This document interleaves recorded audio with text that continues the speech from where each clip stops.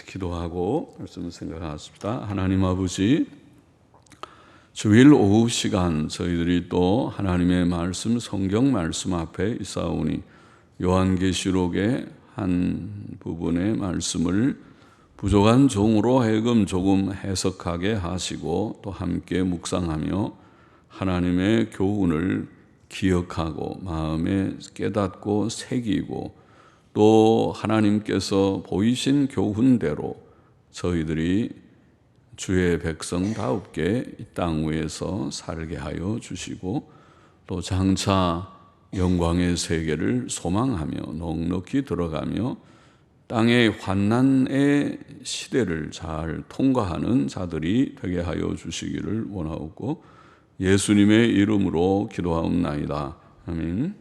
아멘. 자, 요한계시록 14장 1절부터 5절 말씀 같이 좀 보십시다.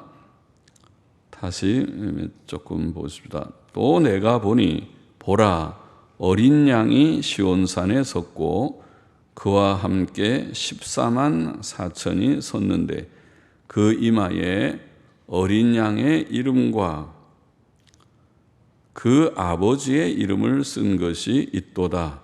내가 하늘에서 나는 소리를 들으니 많은 물소리도 같고 큰 뇌성도 같은데 내게 들리는 소리는 검은 곳 타는 자들의 그 검은 곳 타는 것 같더라.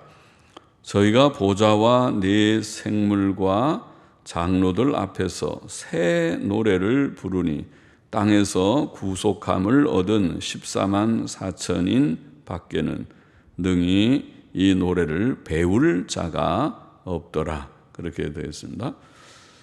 사도 요한은 또 보았습니다. 내가 보니 요한계시록에 그런 표현들이 계속 나오는데 또 내가 보았다. 또 내가 보았다. 무엇을 보았습니까? 보라 어린 양이 시온산에 섰고 그와 함께 14만 4천이 섰는데 그것을 보았습니다. 그 광경을 어린 양은 예수 그리스도이죠. 예수 그리스도는 어린 양, 구약의 어린 양으로 상징되었습니다. 그래서 그 구약의 어린 양 늘 희생되어서 번제의 양으로 바쳐졌던 어린 양이 예수 그리스도를 상징했다는 것은 우리가 잘 알 수 있는 바이고, 시온산 어린 양이 시온산에 섰고 시온산은 천국을 가리켰다고 보입니다. 땅에 있는 지상의 교회도 어떤 의미에서는 시온이지만은 그러나 장차 땅에 있는 백성들이 승리하여서 천국에 다 들어가게 될 것인데 그것이 시온산에서 모이는 14만 4천의 광경이라고 보입니다. 히브리서 12장 22절에 보면 너희가 이른 곳은 시온산과 살아계신 하나님의 도성인 하늘의 예루살렘과 이런 표현이 있죠. 하늘의 하나님의 도성 하늘의 예루살렘, 천국이죠. 천국, 새 예루살렘, 요한계시록 끝에 나오는 새 예루살렘 성, 천국인데 이것이 시온산에 14만 4천이 서 있는 모습으로 묘사되어 있다고 보입니다.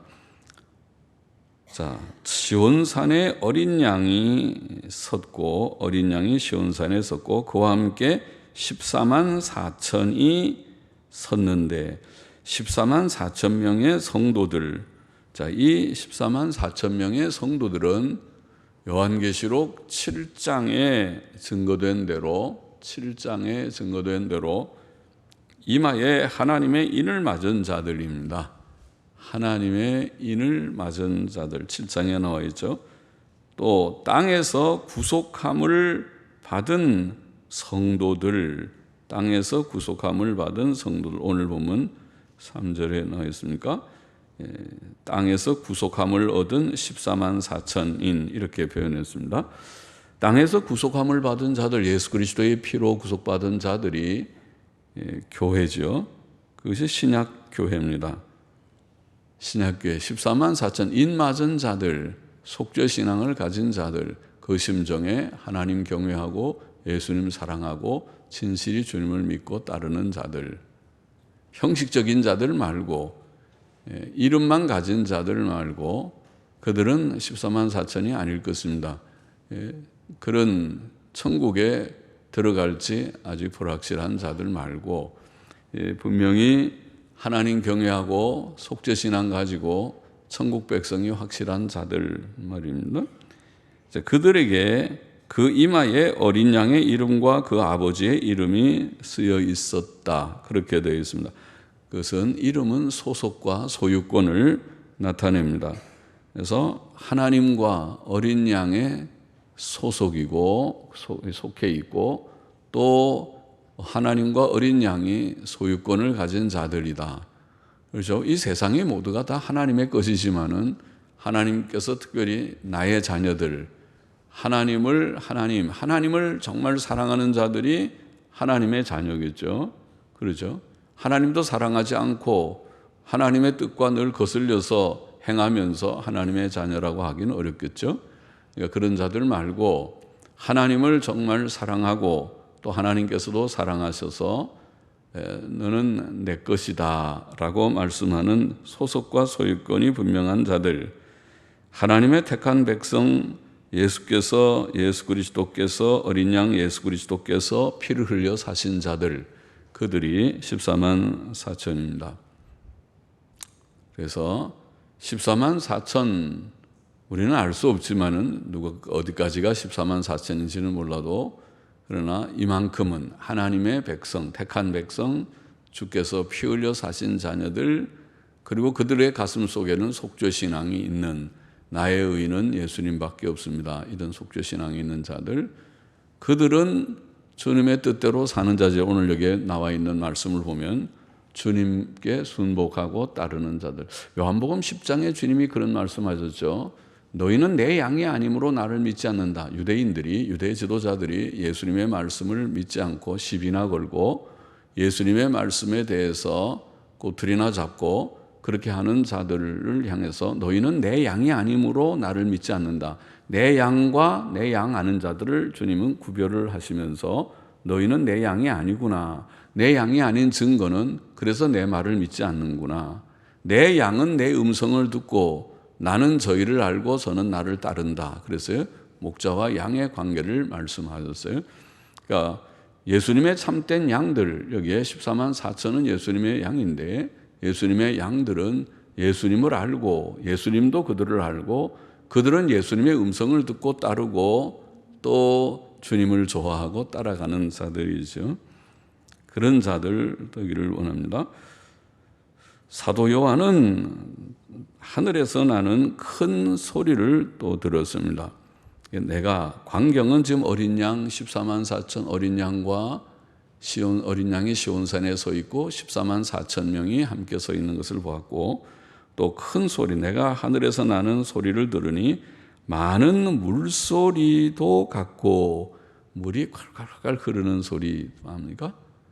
아마 우리나라 유명한 설악산에 가면은 설악산의 골짜기에서 여름에 비가 많이 오고 물이 많이 흐를 때, 물이 말랐을 때는 뭐 그렇게 소리가 안 날지 모르죠. 물이 많이 흐를 때는 콸콸콸 하고 물이 막 흘러가는 소리가 잘 날 것입니다. 그러니까 물소리, 많은 물소리 같고 큰 뇌성도 같은, 우레소리 무섭죠. 비 많이 오고 번개 치고 할 때, 천둥 칠 때 번개가 반짝이고 조금 있으면 어른꽝 하는 소리가 나면은 애기들이 무서워서 엄마한테 딱 가서 떠는 그렇게 되죠.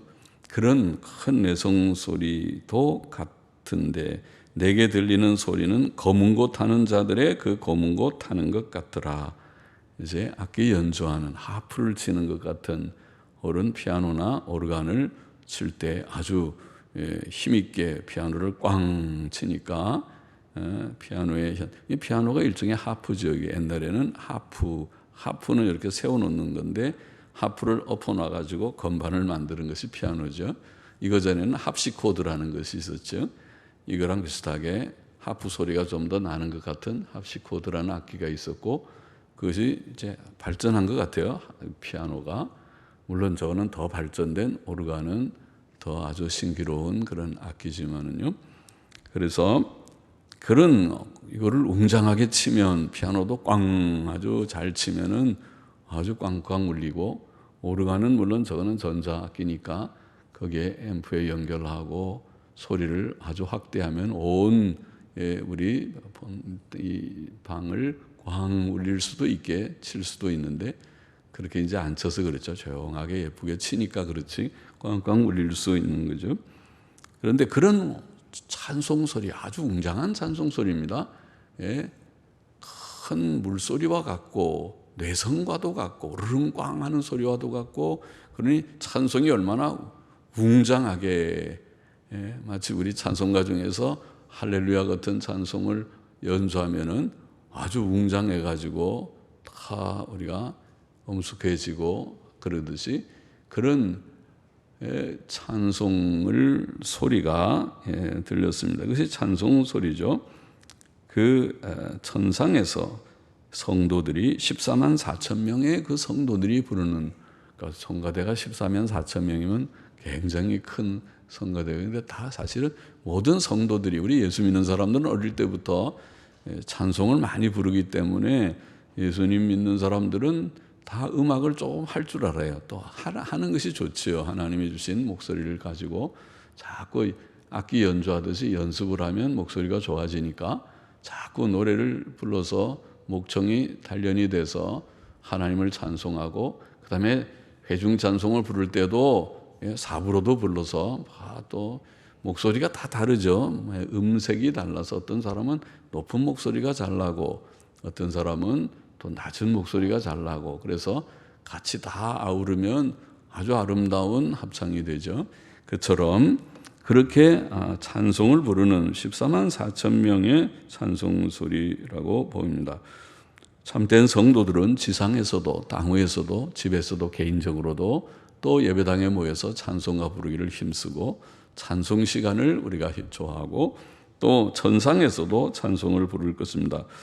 사도 요한은 그들이 하나님의 보좌와 네 생물과 장로들 앞에서, 하나님의 보좌 그리고 네 생물, 그 주위에 네 명의 생물들, 천사들을 상징한 것이라고, 천사들을 상징하는 대표적인 그런 상징물이라고 보이는 네 생물과, 그리고 장로들 앞에서, 장로들 24장로들은 교회를 상징하는, 구약교회와 신약교회를 상징하는, 구약의 12지파와 신약의 12사도를 대표하는, 상징하는 그런 지금 상징으로 보여주신 것이 아닌가 싶은데, 그 장로들 앞에서 새 노래를 부르는 것을 보았습니다. 그 노래는 땅에서 구속함을 받은 14만 4천 명의 성도들 밖에는 배울 자가 없는 새 노래라. 아무나 그 노래를 배울 수 있는 것이 아니고, 세상 사람들도 그렇죠. 찬송가 조금 음악을 하면 따라 부를 수 있지만 그 무슨 가사인지 그 찬송의 감흥을 가질 수는 없죠. 찬송을 정말 아는 것은 구원받은 사람들, 속죄의 은혜를 받은 사람들이 속죄의 감격을 가지고, 속죄 나 같은 죄인이 주의 피로 하나님의 긍휼과 은혜와 선택과 예수 그리스도의 성육신과 십자가 대속의 고난과 피 흘리시는 속죄 사역으로 나를 구원하셨다, 놀라운 은혜로다 깨달을 때 찬송이 터져 나오죠. 그것은 새 노래고, 이것은 구원받은 자들만 깨닫고 배울 수 있는, 구원받지 못한 자는 14만 4천이 아니면 아무도 배울 수 없는 노래입니다. 여러분은 그 노래를 부르십니까? 새 노래, 구원의 노래, 속죄의 감격이 있는 속죄 찬송을 부를 수 있습니까? 부를 줄 아십니까? 부르고 계십니까? 우리가 구원받기 전에 좋아하던 노래들, 민요든지 유행가든지 무엇이든지, 요즘 유행하는 트로트든지, 그건 세상에서는 그것을 유행해서 남자나 여자나 요새 무슨 트로트 열풍이 불듯이 우리나라가 그런 것 같더라고요. 그러나 세상 사람들은 그런 노래를 부르지만은 예수님 믿는 사람들은 들으죠. 그건 다 옛 노래니까, 옛날 노래들, 옛날 노래는 사실 그만한 헛되고 또 어떤 것은 그 가사가 죄악되기까지 하는 하나님 보실 때 허무하고 죄악된 것들이 많은 세상 노래들이 많지요. 이 세상에 허무한 노래들 천지죠. 우리는 더 이상 그런 노래를 별로 좋아하지 않고 부르기를 원치 않습니다. 그렇죠? 그래서 그런 노래 좋아하는 사람은 좀 수상한 사람이기도 해요. 저 사람 구원받았는가? 구원받은 사람이 여전히 그 노래를 좋아할까? 구원받은 사람은 구원의 새 노래를 불러야 되지 않을까? 정말 구원받은 자라면 정말 좋아하는 것은 새 노래일 텐데 아직도 옛 노래를 좋아하다니 구원받지 못한 것이 아닐까? 그런 생각을 하죠. 구원받은 사람은 다릅니다. 구원받은 사람은 더 이상 옛 노래를 부르지 않습니다. 옛 노래를 부르라고 해도 별로 흥미가 없습니다. 부를 마음도 없습니다. 그들은 새 노래를 좋아하니까 새 노래를 부르고, 새 노래는 하나님 노래입니다. 하나님을 찬송하고 하나님의 구원을 특별히 찬송하는 노래입니다. 구원받은 성도들은 새 노래를 부릅니다. 구원의 노래를 부릅니다. 어린 양의 피로 구속받은 자들만 새 노래를 부를 수 있습니다. 속죄의 신앙을 가진 자들만 새 노래를 부를 수 있습니다. 새 노래는 하나님의 구원을 찬송하고 감사하고 증거하는 노래입니다. 구원받은 자들은 새 노래를 배우고 그것을 부르고 그것을 사랑할 마음을 가지고 있습니다. 그래서 찬송가가 귀한 책인 것입니다. 그렇죠? 사람에게는, 사람의 삶에는 노래라는 것이 있잖아요. 노래는 사람에게 위로를 주고 힘을 주기도 합니다. 군인들의 군가는 군인들에게 씩씩한 마음을 일깨워 주기도 합니다. 그래서 참 사람에게 만일 이 인간 사회에 노래가 없으면 좀 쓸쓸하겠죠. 노래라는 것이 있는데, 그런데 우리가 구원받은 자들에게는 새 노래를 좋아하는 마음이 생겼고 새 노래를 부릅니다. 시편 98편 1절에 보면 새 노래로 여호와께 찬송하라. 새 노래로 찬송하라. 하나님을 찬송할 때 새 노래로 하라. 대저, 왜냐하면 기이한 일을 행하사 그 오른손과 거룩한 팔로 자기를 위하여 구원을 베푸셨도다. 구원 체험하기 때문에 부르는 노래란 말이죠. 그래서 구원의 노래입니다. 새 노래는 구원받기 전에 부르는 노래가 아니라 구원을 받았기 때문에 오는 노래. 그래서 예수님 믿고 구원받은 자들마다, 속죄신앙 가진 자들마다 새 노래, 속죄의 찬송을 중심한 새 노래를 하나님 앞에 올립니다. 4절 5절 보십시다. 이 사람들은 여자로 더불어 더럽히지 아니하고 정절이 있는 자라. 정절이 있는 자라. 혹은 영어 성경에는 처녀들이라 그렇게 번역했어요. 처녀라는 말이 정절을 지킨 여자, 소녀들을 말하죠. 정절을 잃어버린 것이 아니고 정절을 지키는 자가, 성경은 그렇게 말하죠. 정절이 있는 자, 처녀들이라. 어린 양이 어디로 인도하든지 따라가는 자며 사람 가운데서 예수님으로 말미암아, 전통 본문에는 예수님으로 말미암아라는 말이 있는데, 예수님으로 말미암아 구속함을 받아 처음 익은 열매로 하나님과 어린 양에게 속한 자들이니. 그렇죠. 우리가 구속받은 것이 예수님으로 말미암아 받는 거죠. 예수님으로 말미암아 구속을 받아 처음 익은 열매로 하나님과 어린 양에게 속한 자들이니 그 입에 거짓말이 없고 흠이 없는 자들이더라. 이렇게 되어 있습니다. 사도 요한이 본 14만 4천 명은 땅에서 구속함을 얻은 성도들이며 하나님의 첫 열매들이다. 그렇게 표현했습니다. 첫 열매라고 표현했어요. 성경의 로마서 8장 23절에도 야고보서 1장 18절에도 우리 예수 믿고 구원받은 중생한 자들을 첫 열매라 그렇게 표현합니다. 하나님께서는 모든 피조 세계의 회복을 계획하셨습니다. 그래서 온 세상이 만물이 새롭게 될 것입니다. 요한계시록 끝에 가면 그렇죠. 내가 만물을 새롭게 하노라. 만유의 회복, 사도행전에도 어디에 그렇죠. 이 만물을 새롭게 하는데 그 가운데 택한 사람들, 선택받은 먼저 영혼들, 인간 존재, 선택받은 사람들을 먼저 구원하시는 운동을 하셨습니다. 그것이 구원의 역사죠. 그래서 구원받은 우리들, 중생한 우리들은 하나님의 만유 회복의 과정에서 첫 열매입니다. 우리가 먼저 구원받았고 그 다음에 온 만율이 이 구원의, 하나님의 구원의 뜻이 충만하게 이루어지면 다 택자들이, 유대인이나 이방인이나 택자들이 다 구원받게 되면 그 다음에 온 세상 만물이 회복되고 새로워질 것입니다. 만물의 회복, 계시록 21장 5절 말씀이죠. 보좌에 앉으시니가 가라사대 내가 만물을 새롭게 하노라 하시고 또 가라사대 이 말은 신실하고 참되니 기록하라. 신실하고 참되니 기록하라. 그러니까 하나님께서 하나님의 그 섭리의 과정, 하나님의 섭리 역사의 목표는 만물의 회복이구나. 그걸 알죠. 이 말은 신실하고 참되니 기록하라. 아주 중요한 말이니, 확실한 말이니 꼭 기록하라. 만유의 회복. 만유의 회복을 위해서 지금 역사가 흐르고 있는데, 그런데 주의 백성들, 택한 택자들이 구원받은 것을 첫 열매라. 그렇게 표현하였습니다. 본문은, 오늘 읽은 본문은 구속받은 이 성도들, 첫 열매, 하나님의 첫 열매들이니 성도들의 특징을 몇 가지로, 서너 가지로 그렇게 말합니다. 특징 몇 가지, 세 가지, 특징 세 가지를 여기에 보십니다. 첫째, 구속받은 성도들은 첫째로 거룩한 자들이다. 이렇게 그렇죠? 여자로, 이 사람들은 여자로 더불어 더럽히지 아니하고 정절이 있는 자라, 혹은 처녀들이라. 그렇게 말했습니다. 여자로 더럽히지 않고, 여자는, 성경의 여자는 죄악된 세상을 가리켰습니다. 그래서 자기 아내하고만 사이좋게 지내는 것이 정상인데, 아내하지 않고, 아내하고 지내지 않고 가서 이상한 유흥업소에 가서 또 이상한 다른 주위의 사람들하고 눈이 맞아서 이상하게 그것을 즐기는 사람들, 그것은 더러운 자들이라, 도덕적으로 부도덕한 자들이다. 성경적으로 하나님께서 미워하시는 자다. 그것은 14만 4천에 들 수 없는 자들입니다. 14만 4천은 아까 말한 대로 구원받은 자들이니까 과거에는 다 그랬을지 몰라도, 과거는 우리가 죄인 아닌 사람이 없지만은, 그러나 예수님 믿고 구원받았을 때는 변화받았습니다. 죄인이 변하여 의인이 되고 불결한 자가 거룩한 자가 되는 변화를 받았습니다. 그래서 이제 14만 4천이 된 자들은 거룩한 자들입니다.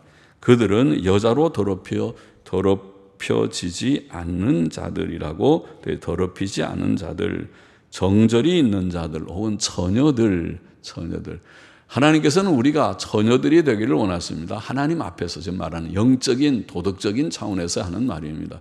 우리가 정절이 있는, 정절을 버리지 않는, 하나님 앞에 순결성을 지키는 자가 되기를 원하신다는 말입니다.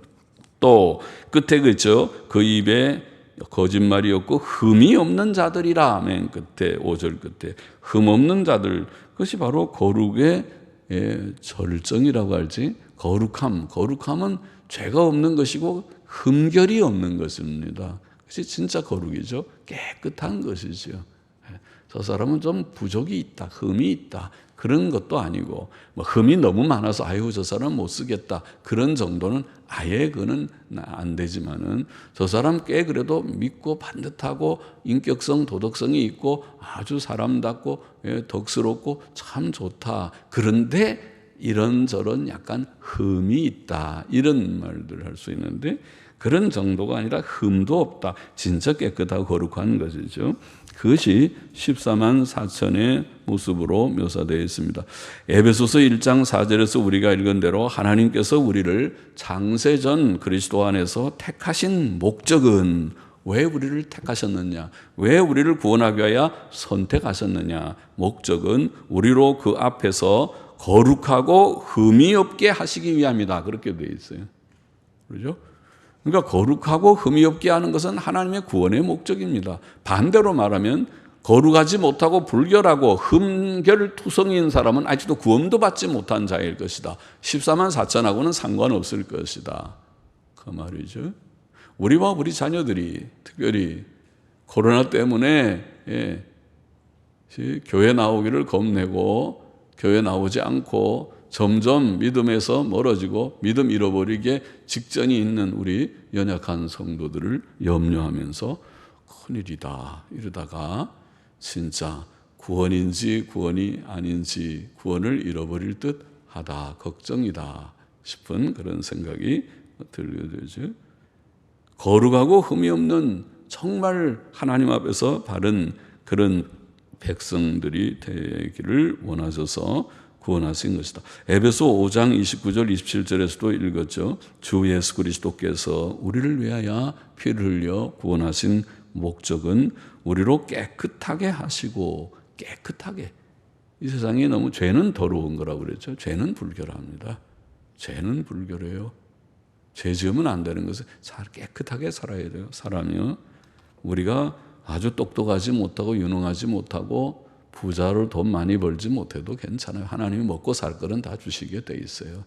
사람이 의존적이지 않으면 너무 사람들을 의존하지 말고, 정부에도 의존하지 말아요.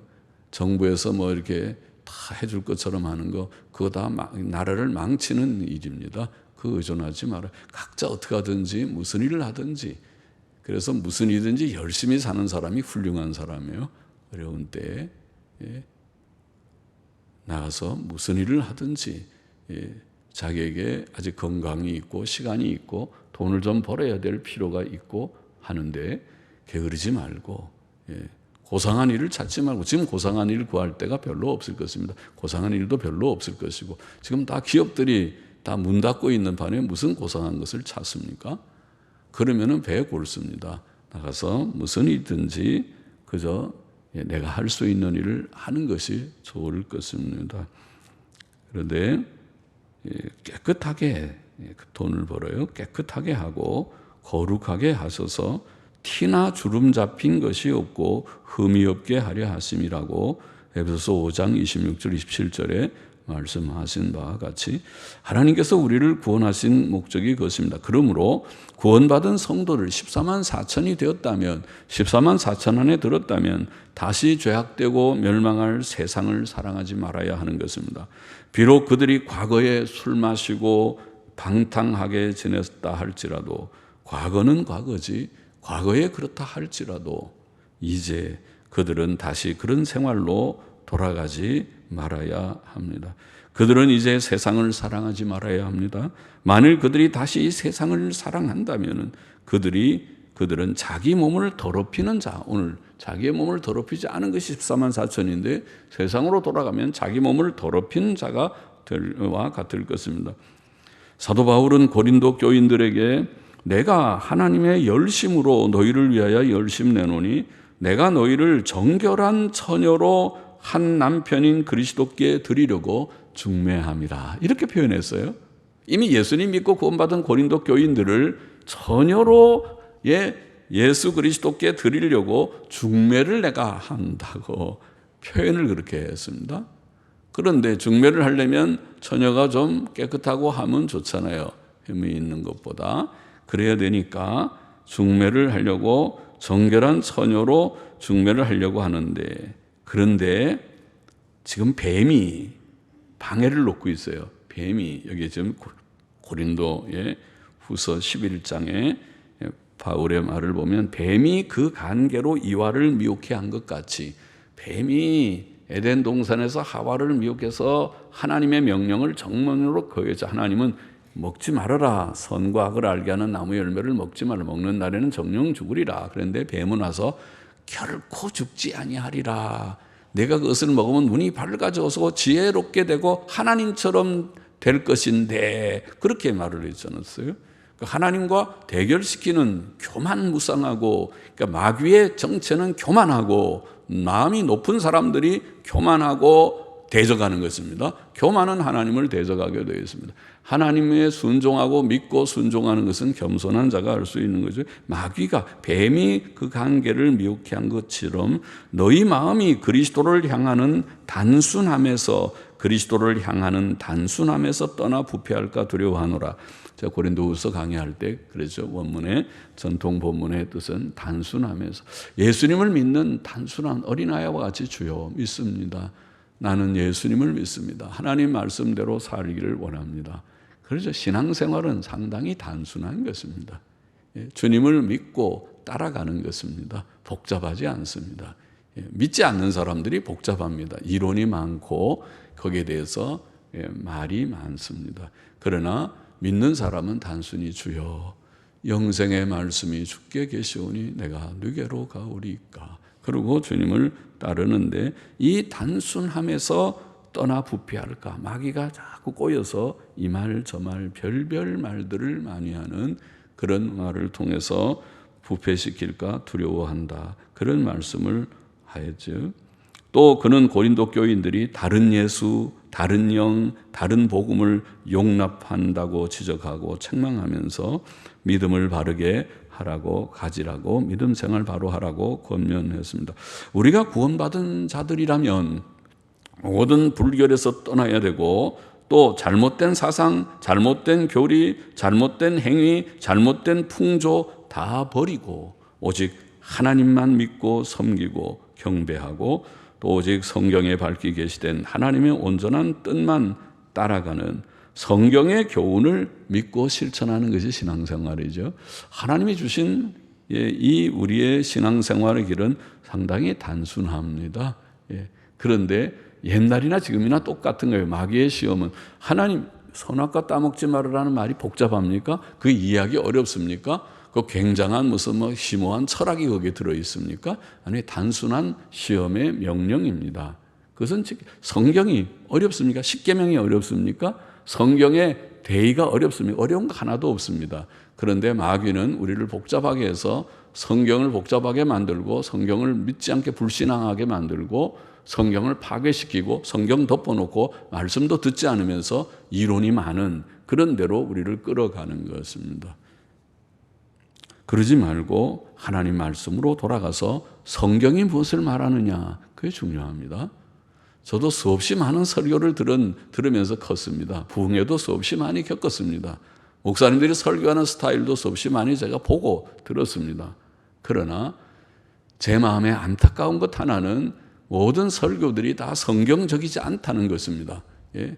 성경 말씀을 차라리 아름다운 미사였고 기승전결을 가진 또 3단 논법을 가진 5만 가지 좋은 얘기들 다 적어놓고 좋아요. 그렇게도 할 수 있고 저렇게도 할 수 있고 방법은 여러 가지지만은 중요한 것은 성경을 똑바로 해석하고 성경을 똑바로 전했으면 좋겠는데 성경 말씀이 바르게 전달되지 않는 것 같은 것을 수없이 많이 경험했습니다. 그렇죠? 신앙생활은 결국 성경 말씀, 남는 것은 성경밖에 없습니다. 성경 말씀을 바로 알고 바로 믿고 사는 것이 하나님의 뜻입니다. 성경 덮어놓고 다른 얘기하는 것은 잘못된 것입니다. 하나님 앞에서 그것은 악한 것입니다. 강단을 망치는 것은 하나님 앞에서 큰 죄악입니다. 성경 말씀대로 돌아가야 됩니다. 하나님 말씀을 읽어야 됩니다. 모든 성도들도 성경 안 읽는 것도 죄악입니다. 제가 보기에 성경을 덮어놓고 말이 많은 것은 좋지 않습니다. 성경을 펼쳐서 읽기 시작하셔야 됩니다. 그리고 겸손히 성경 말씀을 깨닫기를 원하고 믿고 실천하기를 원해야 됩니다. 단순한 것입니다. 거룩한 삶, 14만 4천의 특징은 거룩하고, 둘째로 구속받은 성도들은 14만 4천은 순종하는 자들입니다. 그들은 어린 양이 어디로 가시든지 따라가는 자들이라. 원문에 어디로 인도하든지. 그런데 우리는 좀 더 강하게 번역했지만 그냥 어디로 가든지, 그러는 어디로 가시든지. 어린 양이 가면 따라가는 자들, 주께서 가시는 대로 어디로 가시든지 우리는 따라가오리다. 주께서 가시는 대로 가오리다. 그것이 사실은 성경이, 주께서 가시는 그 주의 말씀은 성경이 있기 때문에 성경이 지도하는 대로, 성경이 가르치는 대로, 성경이 교훈하는 대로 믿어보겠나이다. 성경이 가라고 하는 대로 실천해 보겠나이다. 성경대로 살고 성경대로 죽고자 하나이다. 사람은 누구든지 잘못을 범할 수 있습니다. 거기에 목사도 예외가 아닙니다. 저는 목사들이 실수하는 것을 많이 보았습니다. 로마 천주교회는 교회를 크게 여기고 교권을 크게 여기다가 부패하고 타락했습니다. 우리는 사람 중심으로 가지 말고 교회 중심도 사실은 아닙니다. 성경 중심으로 가고 성경적인 교회가 되어야 교회도 따라갑니다. 성경에서 이탈하는 순간 그것은 더 이상 권위가 없습니다. 우리는 오직 하나님과 주 예수 그리스도만 따르고 그의 말씀과 명령이 성경에 있으므로 성경 말씀만 믿고 순종하고 목사의 성경적 교훈을 존중하고 순종하는 것뿐입니다. 목사가 성경에 합한, 과연 성경이 무엇을 말하느냐, 그래서 중요하다는 것입니다. 성경을 바로 정의하는 것이 중요하다는 것입니다. 성경 갖고 인간의 말을 아름답게 하는 것이 혼란스럽고 오히려 하나님의 진리를 어지럽게 만드는 일이 된다고 깊이 느끼는 것입니다. 성경적 교훈을 존중하고 순종하며 따르는 것이 하나님께 순종하는 바른 태도입니다. 우리는 성경에 기록된 그의 말씀만 따라야 합니다. 우리의 삶 속에서 그의 명령이 보이는 대로, 성경에 보이시는 대로 그가 어디로 가시든지 그를 따라가는 것이 그리스도인의 순종의 삶입니다. 그러나 주를 따라가는 것이 항상 즐겁고 평안한 길은 아닙니다. 주를 따라가는 길에는 때때로 시험도 있고 고난과 핍박도 있었고 있습니다. 그러나 우리는 주께서 가시는 대로 성경의 교훈대로 즐거이 자원함으로 따라가야만 합니다. 마지막 빠르게 셋째로 구속받은 성도들은 오늘 본문에 그 입에 거짓말이 없는 자들이다. 그것도 참 중요한 말입니다. 거짓말하지 않는. 거짓말은 수없이 말했지만 마귀의 죄악입니다. 마귀는 거짓말장이고 거짓의 압이다 그랬습니다. 우리가 만일 거짓말한다면 우리는 마귀 새끼들일 것입니다. 하나님의 자녀들이 아닐 것입니다. 마귀 자녀일 것입니다. 그렇죠? 왜냐하면 거짓은 마귀의 특성인데 하나님의 자녀들은 진실한 말을 할 것입니다. 우리는 거짓말하면 안 됩니다. 거짓은 마귀의 죄악입니다. 마귀의 특성입니다.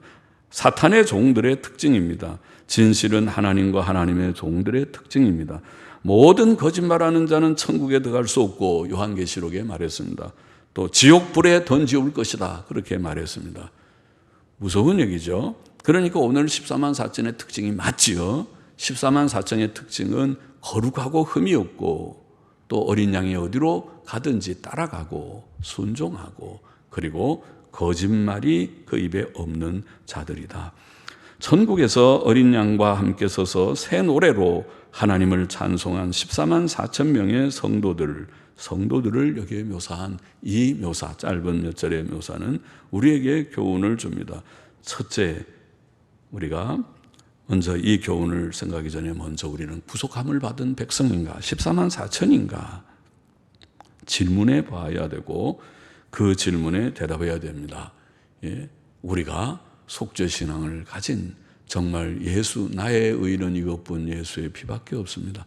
그렇게 깨닫는 사람은 목숨을 내놓고 주님을 따를 것입니다. 자기를 부정하고 자기 십자가를 지고 주님을 따를 것입니다. 그렇죠? 자기 목숨하고 주님하고 바꾸지 않을 것입니다. 영생의 말씀이 주께 있으니 내가 딴 데 안 갈 것입니다. 그렇게 가게 되어 있습니다. 그렇게 가는 것입니다. 우리가 그렇게 왔고 그렇게 갈 것입니다. 땅에서 구속함을 받은 백성인가 스스로 질문해야 되고 그 백성이라면 특별히 오늘 세 가지 특징 14만 4천의 세 가지 특징이 우리에게 있어야 될 것이다. 첫째, 흠이 없고 거룩한 삶을 살고 있는가? 죄를 멀리하고 있는가? 세상의 죄와 쾌락에 빠져 있지 않고 죄를 멀리하는 그런 삶을 실천하고 있는가? 질문하고 대답하셔야 됩니다. 그 대답에 자신이 없다면 여러분은 아직 구원받지 못한 자일지도 모릅니다. 정말 구원받은 자라면 죄를 버리게 되어 있습니다. 죄를 미워하게 되어 있습니다. 미워하십시오. 그래야만 합니다. 주님께서 가신 그 길을 따라가는 제자들다우게 죄를 멀리하고 둘째로 예수 그리스도만 따라가야 한다. 어린 양이 어디로 가시든지 따라가는 자가 되어야 합니다. 누가복음 9장 23절 말씀대로 누구든지 나를 따라오려거든 자기를 부인하고 날마다 자기 십자가를 지고 나를 따라야 한다. 따를 것이다.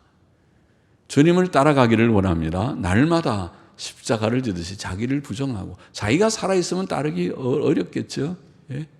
자기라는 게 살아있으면은 주님 따르다가 조금만 힘들면 애굽에서 나온 이스라엘 백성처럼 어찌하야 민수기에 수없이 나오는 어찌하야 불평, 원망, 불만하는 불순종하는 불신앙의 일들로 가득하겠죠.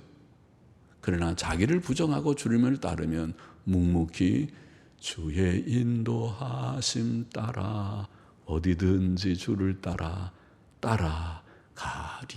가게 될 것이라고 믿습니다. 셋째로 우리는 거짓말하는 자가 되지 말아야 한다. 거짓은 마귀의 속성 지옥 갈 죄악인데 어떻게 주의 백성들이 거짓말을 할 수 있겠는가? 거짓말을 하는 순간 그는 마귀의 종이라는 표를 가질 것이니, 마귀의 자녀의 표를 가질 것이니 우리는 거짓말하지 않고 진실을 서로 말할 수 있는 자들이 되어야만 한다. 기도하십시다. 주님, 14만 4천의 표를 가진 자들이 되게 하소서.